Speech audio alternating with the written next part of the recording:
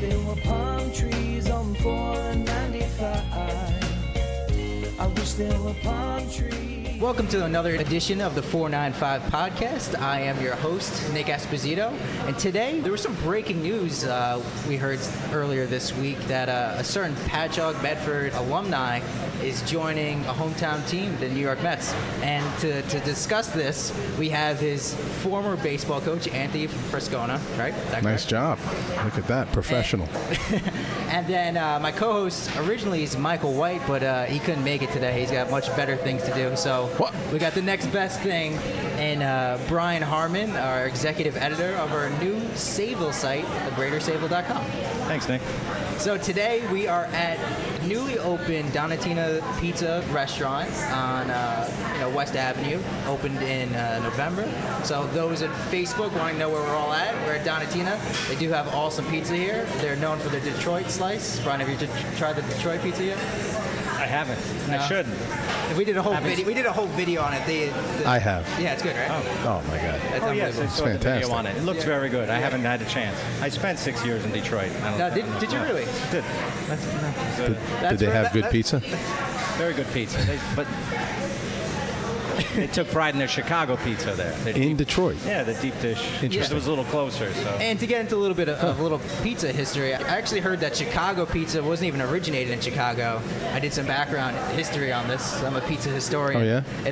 Detroit? Yeah, no, it actually originated in Texas. Ah. And then it made its way up north somehow. They say it's a bigger pizza.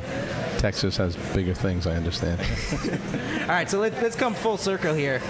In addition to having Anthony on here, he happens to be very good friends with Brian. They ended up growing up together, and I heard there was a lot of backyard rivalries. I heard that you would smoke Brian in a few wiffle ball games, if that's correct. We played a lot of wiffle ball. It was the time of our lives.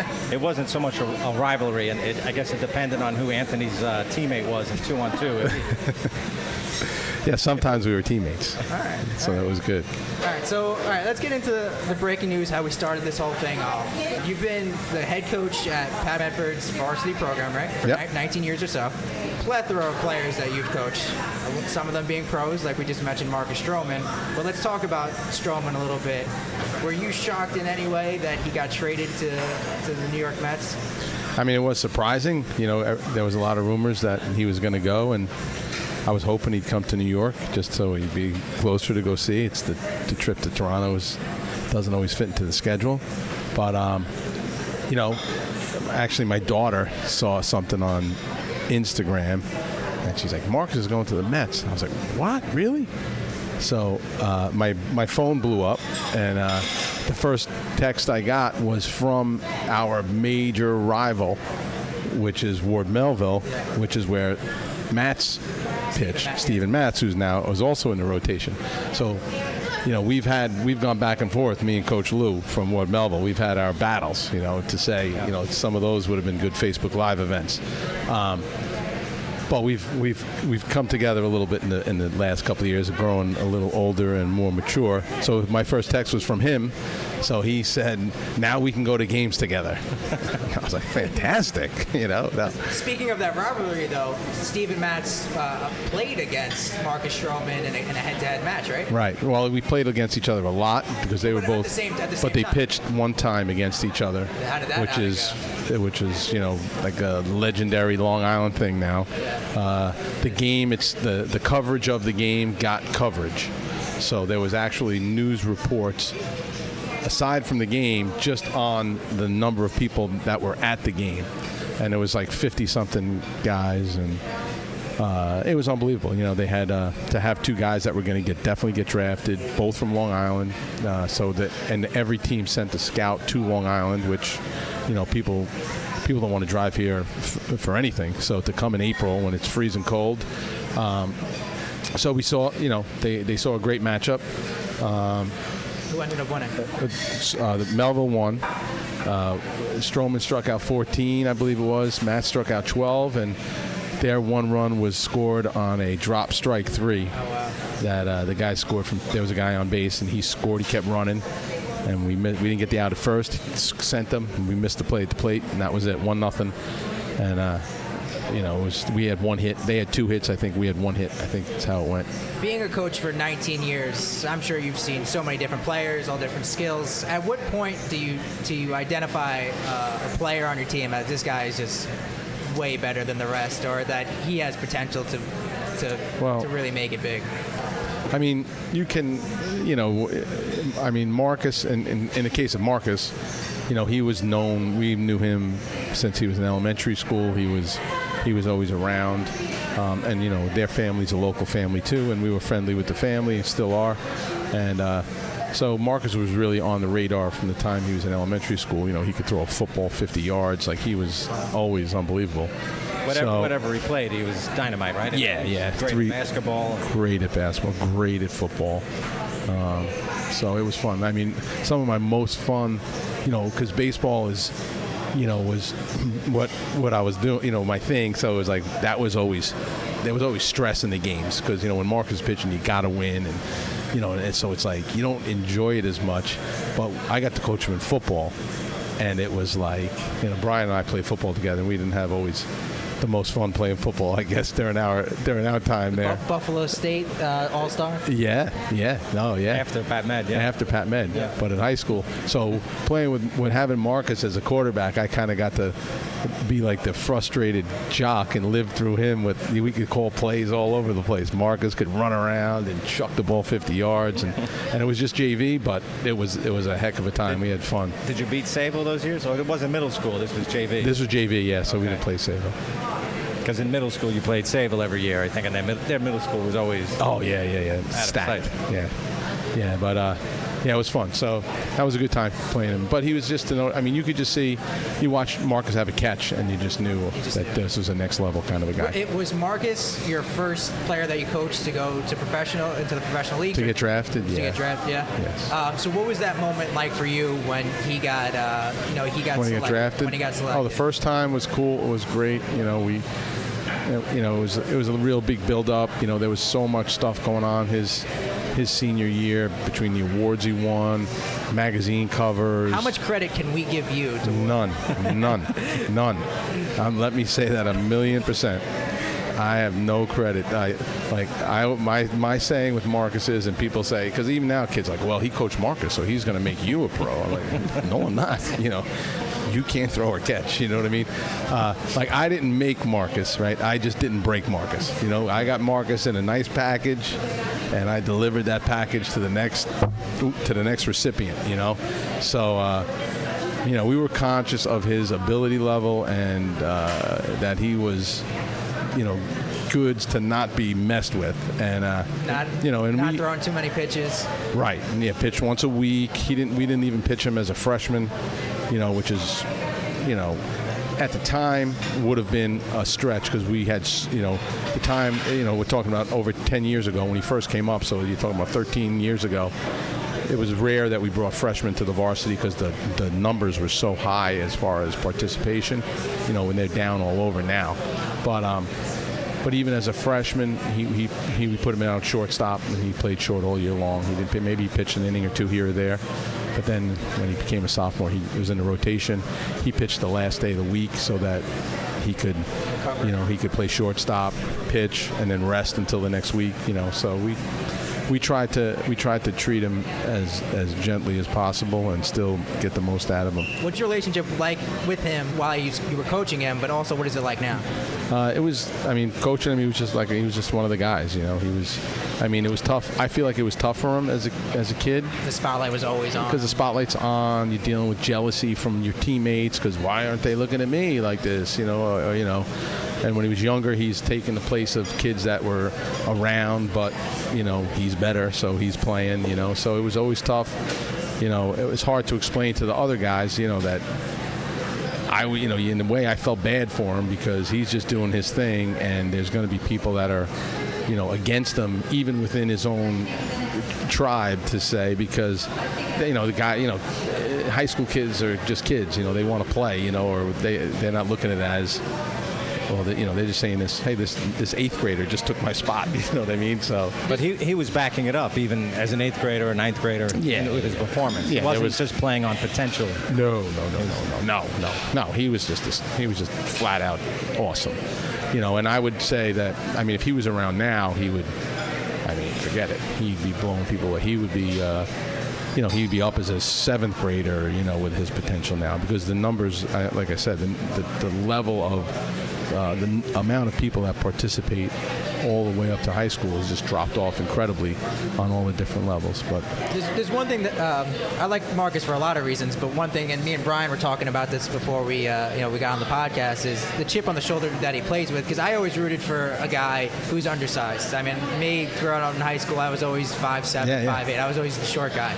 So Marcus, I believe, is only six guys in MLB history to start being under 6 feet tall. Right. So it's awesome. So to be a short guy like that is unbelievable. Like I always rooted for him. Guys like Nate Robinson, Kyler Murray, just the short guys in general. Yeah. But can you speak to a little bit about the chip on the shoulder that he played with? Yeah, I mean, it was always, you always heard that he'll never last. He's not durable enough.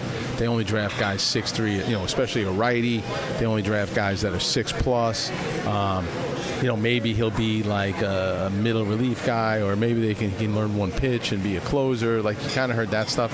And even in college, he when you talked, it was almost like pitching was like the other thing he does, because he played shortstop, he played second base.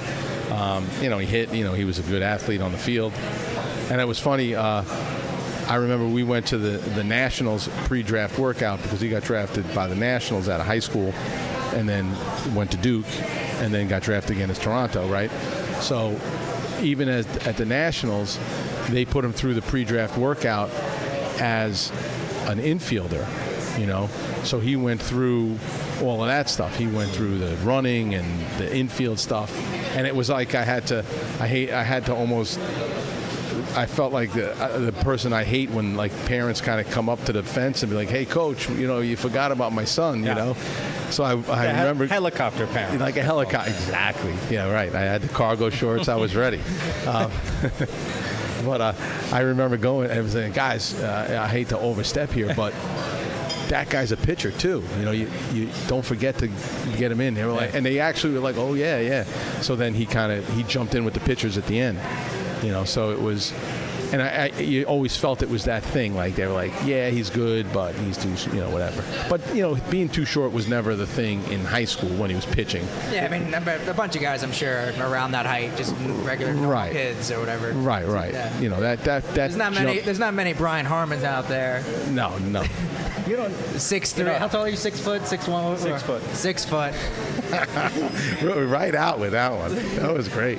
Maybe a little shy of 6 foot, tiny bit. 5'11", 3/4 that's funny, in a centimeter. Because when Marcus was going through school, we'd always lie on the high side, right? Oh yeah. But now that it's a thing, we even make him shorter than he is. He was like 5 foot. He's out there competing with these studs now. That was always cool. The fire that he plays with, that he plays with in the pros, that he's shown in Toronto, people love it in Canada. You go up to Montreal, Quebec. I've seen his photo all over everywhere. The place. And did he play like that in high school? Did he have that fire? Did he like the swag? He was like the original. Yeah, so he was swag before there was swag. He did. I feel like he plays. He plays baseball like a point guard would play. He's kind of, if he could tell you what pitch was coming, he would tell you. And be like, "You're not going to hit it anyway." But he did. He took it personal. Like, he didn't want kids to say that they got a hit off of him, and they knew it meant more. That was their thing. So, and I'm sure there's people everywhere in the county now that says, "Oh yeah, I was the guy that got the hit off Marcus that day," or whatever. But he did. He always, he worked hard and played hard. Is he a good fit to play in New York? I mean, I really think, like, I think all that stuff gets overblown as far as what that how people are going to perceive him like that. I think the most important thing is the guys that he plays with are going to rally around him. They're always going to he's so positive. He's so well spoken. He's polished. He gets fired up on the mound, and I think his teammates are into that. And I think New Yorkers like guys that try hard, and they hate people that coast. You know what I mean? And they got a lot of guys, especially the Mets, have a history of guys that have been collecting checks, for decades and pulling hamstrings and tweaking things. Cespedes has played a full season since he's got here. Right. He's too busy worrying about which car he's got. Exactly. Yeah, right. He's going to drive up in that day. So whatever. So that's never going to be the case. Marcus is going to pitch to win, and I'm pretty sure that'll translate. There's going to be, maybe there's bumps in the roads here and there, but I think overall, people are going to see that this guy's trying. He's just trying to win. So since talking to him, and I'm sure there maybe even been no indication, but has there been any chance where he said that maybe he'll try to come out to Patchogue now that he's close by to maybe give a heads up to the kids or do any type of give back? He's always. I talked to his. His family's still around. Yeah. So they're. We kind of talk whenever he's around, and if he's in the area, he's more than willing. Like he works out where we worked out, like and it's not like he doesn't avoid people. He comes up and says hello, and he's great with the kids and all that stuff. So it's cool. Like I certainly wouldn't be like, hey, on your way to the City Field, can you swing out? You know what I mean? I'm sure he's got a lot of things going on right now. Have you spoken? You haven't spoken to him since this, have you? No. Are you on texting mode with him, or? Yeah, we have all the whatever social media avenues you can have. But any kind of congratulatory note, or? Oh yeah, I sent. Yes, yeah. I sent him a thing because I was excited because now he gets to hit. So I offered. I said, listen, BP is always on the table. You want to come out and take some BP? I'm ready. I'm ready to throw. Or if you need me to go in, I can still throw a meatball up there if you need to hit some out. What about his younger brother? I heard that he has a young. Jaden, yeah. Jaden's on Team USA right now. He's in Taiwan. Oh wow. So he's doing great. Yeah. We interviewed the guy that runs Access Baseball. Vinny. Vinny, which I'm sure you're familiar with. Yeah. And Brian knows him too because he's covered some of the stuff in our locations. But he was telling us that Marcus's brother is going to be like one of the next big things. What do you expect? Yeah, no, he's great. He's got a great talent. He's works hard. Again, just like similar to Marcus, he does great in school. He's, well-spoken, polite kid. And he's just a great athlete. Plays multiple sports. Nothing like Brian. Well, I have to say, he's got a little more the swag, athletic moves than Brian had. Brian was a little more, straight ahead kind of a guy. You know what I mean? He's going to keep going. This His guy. His cap was never tilted sideways. No. He's running straight ahead. If you're in his way, he'll knock you over. Jaden's got moves. He'll get around you if he has to. Let's segue a little bit into your life a little bit. So you grew up in Patchogue, right? So came out here I was in 4th grade when I moved out. And from Queens, right? Just at Elmont. And so you coached baseball for 19 years. You also coached football, like you said. Did you coach any other sports? Those are the main two, football and baseball. Now I'm doing cross country, which is coming up. Coming up, getting ready. That's why I'm. You have a good class coming. I have some nice cross country. Is wonderful. I love cross country. What got you into coaching? Was it always coaching Brian in your backyard, or what got you into? I was trying to make Brian better. I was trying. That was a good start. But what got you into Brian? I was just into Brian. Well, it's that smile. You know what I mean? Look at it. How could you not be into Brian? What got you into coaching? Well, just from playing, as an extension from playing, and it's something I always did. Even like when I was a kid, if I was on the 12-year-old team, I helped out with the 10-year-old team. So it's something I kind of gravitated towards. And when I came out of college, I was lucky enough that the varsity coach and the assistant. I didn't have a job yet, and they let me come around and hang around and throw BP and work out with the team. And did you play baseball in college? Yeah, I played at James Madison in Virginia. Division I, right? Yeah. There you go. Yeah, it was cool. And I played at Patchogue, and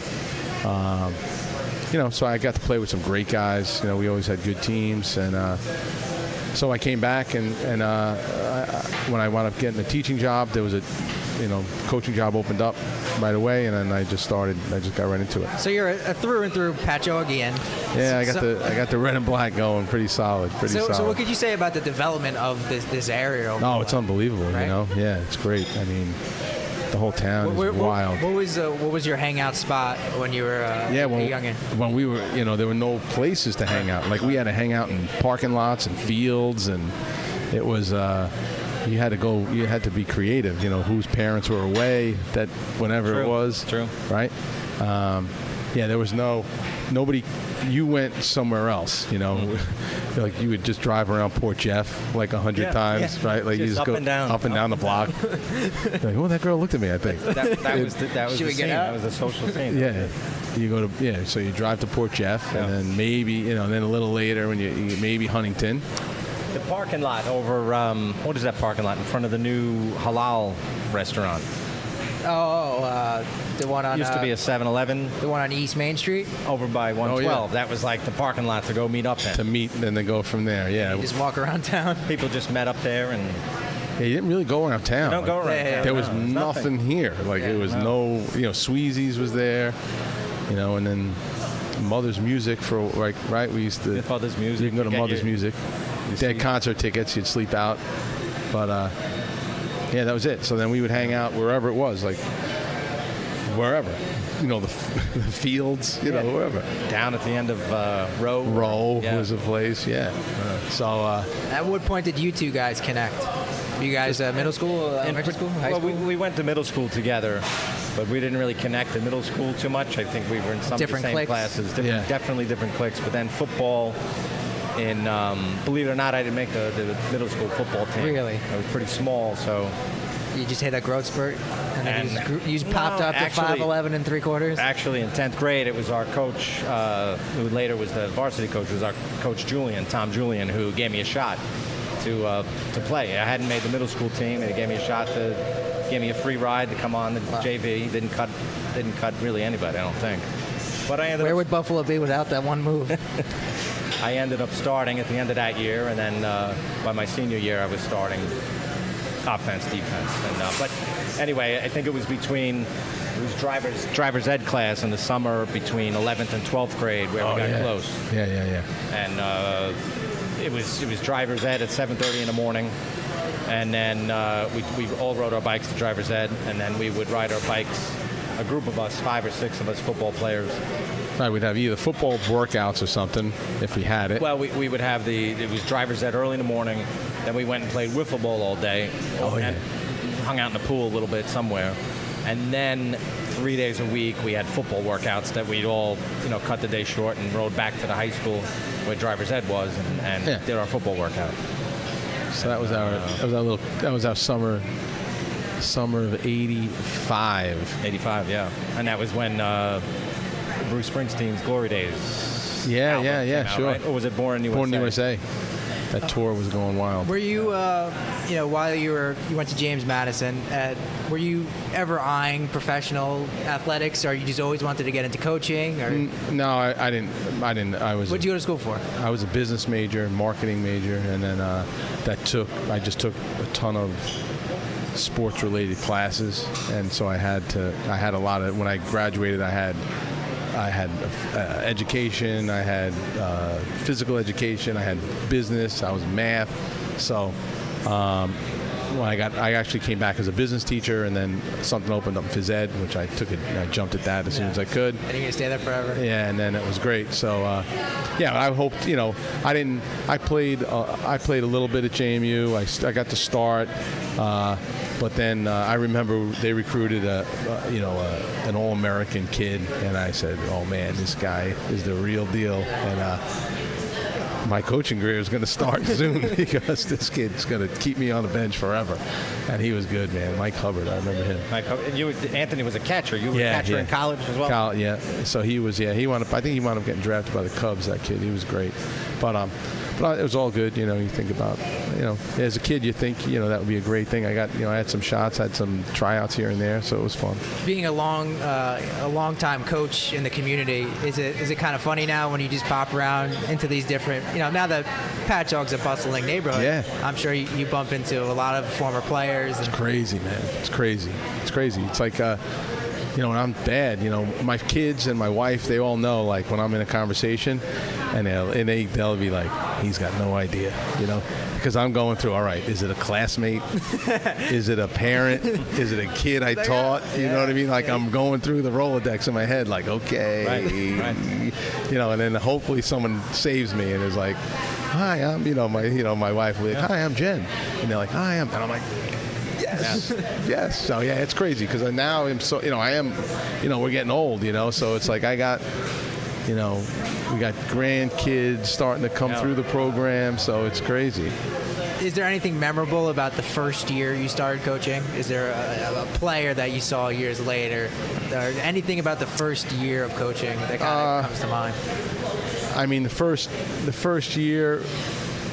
I just remember the work of it all. Like I was so happy to get the job and just to put the work in. And I remember, I remember the players they came out of a tough situation before me, and they were very appreciative of the effort. The effort we made, and I get that a lot from that group. It's weird that my first 2 years we didn't win. They just weren't ready. Program. Yeah, we were building and I'm still real close with a lot of those guys, so it's such a weird thing. Usually with teams that don't win, they kind of... Yeah, just fighting amongst the locker room. Yeah, it's crazy. Bad blood a little bit. Yeah, so a lot of those guys, like, Dave Johnson is one of those guys, the guy that owns the tap room, it's like, and he's one of the best guys I know, and I'm still really close with him and his family, and, and they're all professionals now. It's so crazy, like they're having kids and that kind of stuff. I've been to so many weddings. It's been a fun couple of years. I can imagine there's been some wild parents in the stands. So oh yeah. Well, that's the book. You know what I mean? That's really the book that has got to be written because, the parents are nuts. There's no two way about it. They're all crazy. There's very few. All crazy. There are very few but that aren't. I have to tell you that there are parents who get results, and then it kind of gets the other parents saying, hey, that kid, it seems like they're getting results by talking to them. So then it snowballs. Yeah, they get a cult following. Mm-hmm. Yeah, but we've had we've seen everything. And then, I'm real active around, not just with Patchogue, in other avenues of baseball. So we work for the town of Brookhaven. We're supervisors and, running leagues and stuff? Yeah, we kind of run the leagues. Yeah, so where we play, we also work for the town, and you've had some good stories. It's the people, parents are nuts. Nightmare stories. Yeah, 8-year-old parents, 9-year-old parents screaming at kids or screaming at umpires like get in their face screaming. Like it matters. Oh yeah, they're hammering their kid for not, fielding a ground ball or crying because they struck out and now they're dragging them out of the park by their hair. Like what crazy could you stuff. do as a coach in those type of situations to try and diffuse it? Because I can only imagine it's for us. I mean, it's like a live grenade rolls in there. There's not much you could do, right? Right. I mean, as for me, like my parents, if they listen to this, they'll be rolling their eyes because they know, like we have what's called the email, and as every season's going to start, they get the email, and it basically is, we say the hashtag is just say yay. If you have something other than yay to say during the game, keep it to yourself. And we try to keep them away from the kids as much as possible during games because, especially with our younger kids, the 8s and the 9s, because really baseball is too hard to play when you're 8 and 9 years old. And, imagine trying to perform any activity with your mother screaming in your ear, and now try to perform one of the hardest activities of all, which is hitting a baseball with, mom 6 feet away, right, where you play games where the fences are 10 feet from home plate. It's not like a real stadium where you're out there, and they're screaming at these kids instructions, kid, the little guy's trying to, trembling with the bat. like, elbow, knee, they're like, it's like a game of Twister. And now the kid throws it. You got to hit it. It's insane. So, the parents really, I mean, if they want to do the, for the most part, by 95% should really just let their kid, drop them at the park, and drive around the block for an hour and come back and pick them up and get them an ice cream cone, As you mentioned it before, numbers have seemed to have gone down in participation. Any estimation on why you believe that? Oh, my God, I got a million reasons. Well, baseball is not as cool anymore to young people? No, it's not that. It's not just baseball. It's participation in everything is down. It's because video games is up. Video games is up. Kids don't do things without their parents, setting it up. You know what I mean? Like, right, we played a full summer wiffle ball league. Yeah. And we never saw our parents ever. No. Right? We got on our bikes and we drove the town. We had parks around the area that we would spend time. And we would and it was it. Like, we were gone at 7 and we weren't home till nighttime. Now kids don't go unless it's organized. So there's not that that passion or the love for the game just to play, to hang with your kids, your friends, so. Because you're supposed to play, or. Yeah, right. You go when you have practice, if you have practice, but you go to the game. But the thing that's really killing participation is travel sports, because it's so expensive. And there's so much pressure put on the kids to play because their parents pay so much money for them to play. That they kind of lose. You kind of lose and then flair for it. Right, and like a parent or a kid will see, like, if I'm not the best kid on this team, is it worth my parents to pay $3,500 for me to play summer baseball? You know what I mean? And so they're going to drop off along the way. Where in the past, where you played together with your buddies, your friends, you played, and you were kind of happy to be part of something that was part of your hometown or part of your crew or whatever you want to call it. And now, you got these organizations that are just robbing people blind, and they're under the guise of some elite travel team that's going to get your 10-year-old noticed, which is laughable by anybody that knows anything. But people are doing it, and they're shelling out big time money. And and here on Long Island, all these people are ripe for the picking because we have so many people, that, and then so, if you come on my team and I say, well, we already got a shortstop, you got to play third. Now all of a sudden, well, I'll go to that team. And then you bring your checkbook and they're not going to say no. Come on in. You know what I mean? So I think it's kind of watering it down. It's so watered down that where there's so much more travel baseball, but the quality of it is terrible, Yeah, I'm sure you saw that, like you said, with other sports too, right? It's not just baseball. Yeah. Football numbers are down too, probably. Yeah, the numbers of football are down. It's a different reason for football, obviously, right? Football's down, obviously, just because of the fear factor with concussions and injuries. Because football doesn't really, that's the one sport left that's not been sucked up by travel sports. Right. Yeah, you can't really, There's no real. You can't play football more than one season in a year. Right. You got all these soccer guys, you got baseball guys that'll, they're trying to get out of their school team to go to their travel practice or something like that in some cases. Yeah, I even remember I used to play lacrosse, and there's always the travel lacrosse teams are always better than the school teams. Right, because you're right. You're cherry picking kids from everywhere. Yeah. Right. So your school team, you got what you got. And that's that's kind of. That's coaching, you know what I mean? Anybody can take 15 superstars and roll out there and play a game, but, give me a pile of kids and let's make something out of it. Now you're coaching, you know what I mean? So that's why, that's the main thing. Obviously kids are more sedentary. Hi. You got a fan. Yeah. So kids, obviously they're more sedentary. Parents are afraid to let kids out of the house. It's expensive, and numbers are suffering because of it. Yeah, and the leagues are just depleted, right? There's not many players to play in the leagues, in your local league. Yeah, they're right. The kids jump ship so soon to go to travel because they think travel. But I guarantee you, my little league team would have whipped up on most of the travel teams that are here now because everybody, you played little league until, and then a couple of guys went on. But now everybody plays travel. Like travel on the younger ages is the same quality as what Little League was back in the day, As far as parents goes, they could be crazy, as you mentioned before. They could be in your face and all that. I'm sure you've seen it, that they've just forced these kids to play all year round. Yeah. 3-4 leagues. Yeah. Have you seen that contributing to injuries? Burnout. Burnout, injuries we haven't seen in the past. Tommy John surgeries are like an all-time high. There's been reports that there's been surgeries done in high school and middle school kids now, which is crazy. We've had a couple. Yeah. We've had a couple. What do you think that's from? Just from parents? Parents just, it's like Brian mentioned earlier, like they see someone with success and they're like, want their son to they got to do it. He's getting lessons. Yeah, he's getting this, he's getting that. Tournament, he's going to that tournament.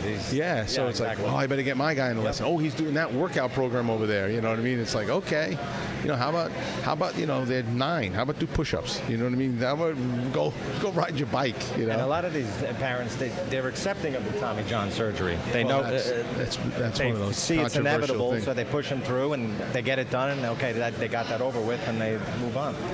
Yeah, they get it's that whole idea that you'll throw harder, and it's crazy. And that's the other part. The kids get wrapped up in I got to throw hard, and and unfortunately that. Is it as much the throwing hard, or what about the it's the overuse contortion of the you know what? It's just the number of pitches. Curveballs or. It's more number of pitches. Everyone wants their kid to go pro. Yeah, and they really think, you think 90 miles an hour is the number you got to get to. Once you get to 90, then you're in the conversation. But you got to, you really have to be a freak of nature, and then you have to have a work ethic that's beyond compare. And with everything, and you got to be smart about it and not be injured.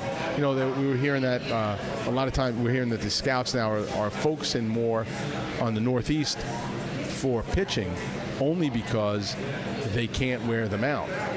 Because in the South they play all the time, pitching all along.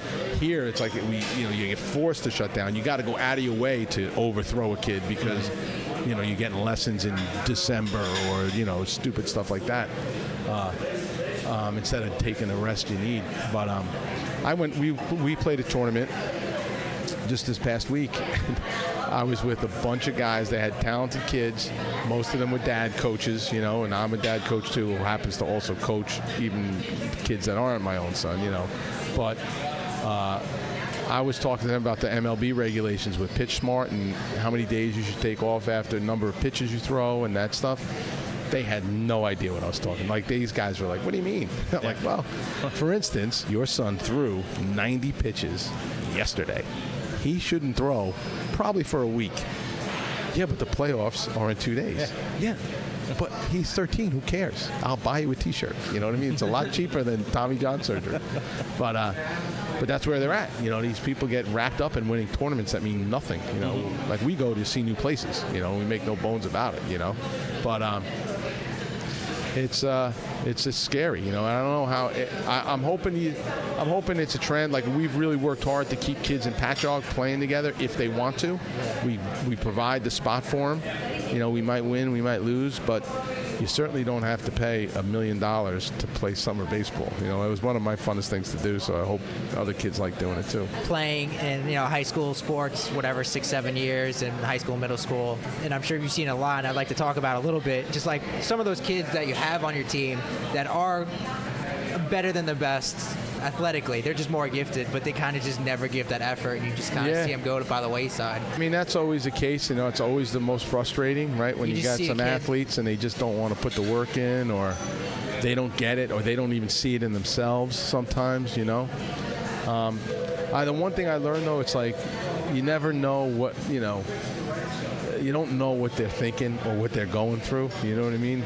Unless you really dig in every time. So, there's a lot of crazy stories out there, and kids are coming from all different places and their own demons and whatever's going on in their house, and usually if that's the case, it's something, if a kid's got it and he's not giving it his all, there's something bigger than the game going on, and that's unfortunate, but that's just the way it is, and that's the main thing, like all these guys got to realize is they're going to be, sitting at Donatina one day, thinking about the couple of games they played. You know what I mean? It all comes to an end. You know what I mean? There's the Marcuses of the world. That's the lottery. So you can't.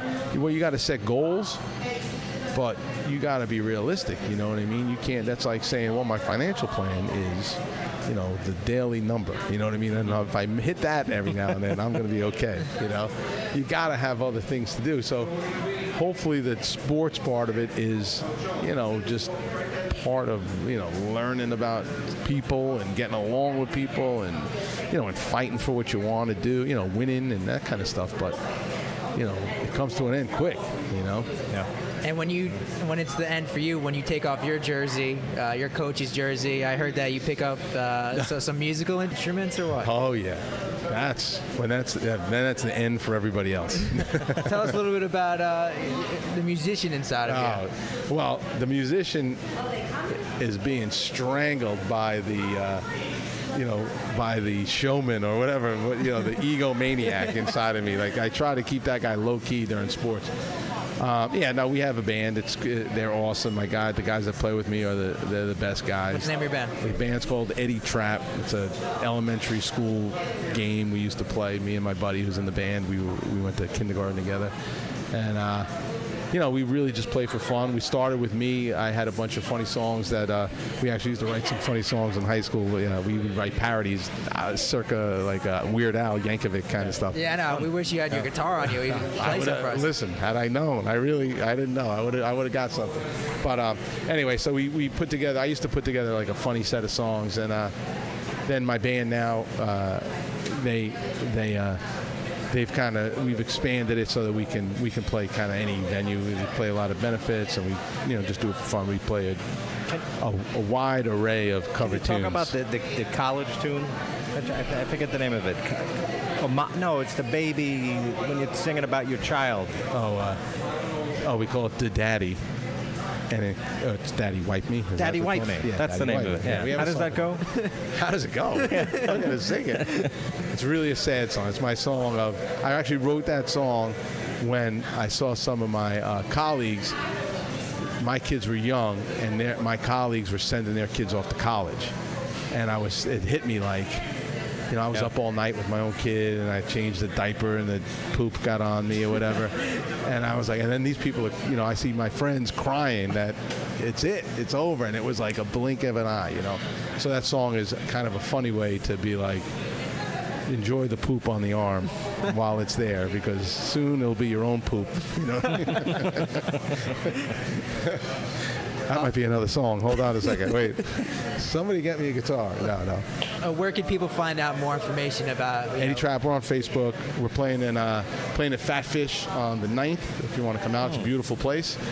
You don't get the full experience because we keep it low key because we don't want them to throw us off the dock. But we play all around. We'll play around Patchogue. And any Alive After Fives? We have not done that yet. We have not. You have to make a couple phone calls. Yeah, we got to get in on the Live After 5. We could play anything. We could play any venue. We play like 3 hours, 4 hours of music. We like to not take breaks because we feel like people leave when you take a break. So we play straight through. We played the Santa Toy Trot last year. We had a couple thousand people in the tent. Oh, wow. So we hopefully hook that up again this year and Patchogue. And it's fun, it's just a way to be a goofball. And what do you play? Are you the singer, guitar? I'm the front guy, guitar. I mess around on the guitar, but the other guys in my band, Jay, and we got my cousin Nick is the drummer. We got the Padre, Frank on the bass, Frank Franzone, and Did Brian ever have pipes growing up?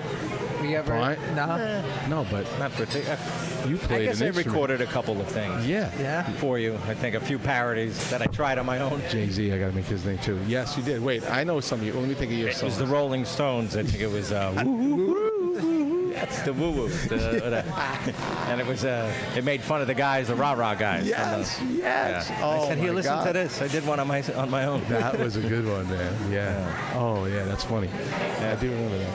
Yeah, so we had some good tapes. Those tapes are out there somewhere. We got to find those things. It's pretty cool. The bottom of the sea, Brian. Did you? Where would they be? The tapes. Oh, I think I don't have them. I don't have them. I gotta have some. We got to re-record them. We put them in digital format. I'd have to say, I wanted to mention that we had a little wiffle ball reunion of sorts last summer, about this time. And what happened? Who won? Played I think it was a one-inning game. Yeah, we played a one-inning game. We were wiped out. Was the stump rule still in play? Stump rule. He knows about the stump and the peach juice. So most of the time we played. Anthony had two stadiums at his house. Yeah, the front. The front. In the front yard, and you just use the road that extended his yard in the front, and then you'd go in the back where there was some trees and obstacles, and you'd have to deal with that. Yeah. But now and then we took the extra time to bike over to my house. And the first time that we went there, my mother, she really made a big deal of it. Oh, Brian has friends coming over or something. Yeah, it was nice. So Brian has a friend. Brian has a friend, guys. So she sent my sister, who is Anthony's brother's age, and so she was 4 years younger than us at the time. She must have been petrified coming out to the yard. Yeah, with all these guys. 7th grade, 12-year-old girl, and she's got hot dogs and buns and a pitcher of some beverage. So I think Anthony must have had the first taste, or maybe I did, and I was too embarrassed to kind of make light of what we were drinking. But it was Crystal Light peach juice. Peach juice. There you go. And it kind of became the theme of the summer. Like wherever we went, we would talk about the peach juice. And Life's a peach. One unfortunate the part of probably why I was embarrassed to bring everybody over to my house to play wiffle ball was that my backyard was filled with tree stumps. And because we had just had the trees cut down the year before, and so Anthony had a very creative way of dealing with this, with the tree stump. If you hit the stump, you're out. Yeah. So it didn't matter if it was a line drive. If you hit a bomb, if it hit the stump, you're out. You just hit the stump, you're out. It's like landmines. It was like landmines. Who hit the stump the most? Doug Angle? Doug Angle. He And always then he had would try the to bad kill luck. somebody with the bat. Anyway, I'd never seen somebody hit the wiffle ball as far as I know. as far Too as bad. Anthony. Yeah. Just If I could have made a living out of wiffle ball, I would have been a rich man. And You had one up on Stroman there? Yes. Yes. In fact, we did 1 year and the guys from the 08 squad will attest to it. We broke the chair out at our end of the year dinner, and they actually commented on our post the last time, and they were like, it's no joke playing with Fraz. He's going to take that serious. Because the strike zone was the chair. If you hit the chair, it's strike. Which my dad swears he made this rule up in the 50s sometime. Everyone uses the chair. He says he's the first one. He doesn't. The founding father of wiffle ball. Yeah, no, of the chair for the strike zone. Yeah. And but worse than his home runs and how far he hit the ball. More difficult was the way he pitched the ball. Curveballs. It was a knuckle curve that would come whistle. in. It would just whistle in. You knew it was going to be a strike, so you had to swing at it, and it would come in at your eyebrows and just drop. It wouldn't hit the back of the chair; it would hit the seat of the chair. You're good. You're Or fine. now and then it would hit the leg, and you'd hear the ting, and it was just. It's over. It was very difficult. And that's why right now my shoulder is aching as we sit here now. But anyway, we played last year, and it brought it back quick, man. I for some reason. You were in your backyard, but I was the home team, or you got up first, didn't you? Yeah, I think you pitched to me. Yeah, and he scored 9 runs. It was a lot good memory. We got to wrap it. We got to wrap this up. Donatina starts crazy in here. picking up. It's 6:45, 6:45 on today's Wednesday, July 31st. Yes. August tomorrow.